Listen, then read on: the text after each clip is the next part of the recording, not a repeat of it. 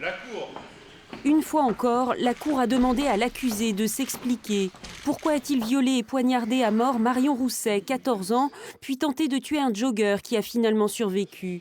Une fois encore, rien n'est sorti de la bouche de Yannick Louendé-Botelho.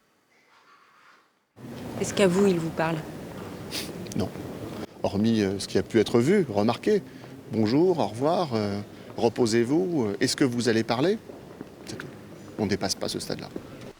La famille de Marion Rousset n'aura pas d'explication et ses avocats dénoncent une stratégie de l'accusé pour échapper à ses responsabilités. On ne peut pas s'empêcher de penser que c'est seulement un moyen facile de ne pas avoir à s'expliquer sur des questions précises qui ne manqueraient pas d'être posées. Yannick Louendé-Botelho a pourtant parlé en 2012 au cours de sa garde à vue qui a été filmée. Durant 3 heures d'interrogatoire, on le voit affirmer qu'il est guidé par Dieu. « Je suis conscient de ce que j'ai fait, dit-il.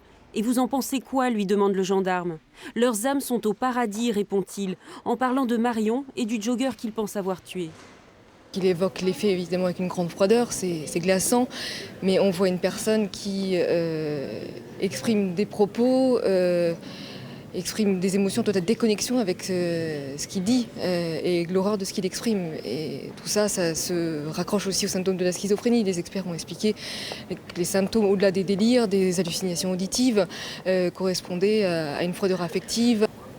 Les plaidoiries des avocats des parties civiles et de la défense se dérouleront demain et dès jeudi, le verdict sera prononcé 1 jour plus tôt que prévu. L'accusé, retranché dans son silence, n'aura pas été entendu.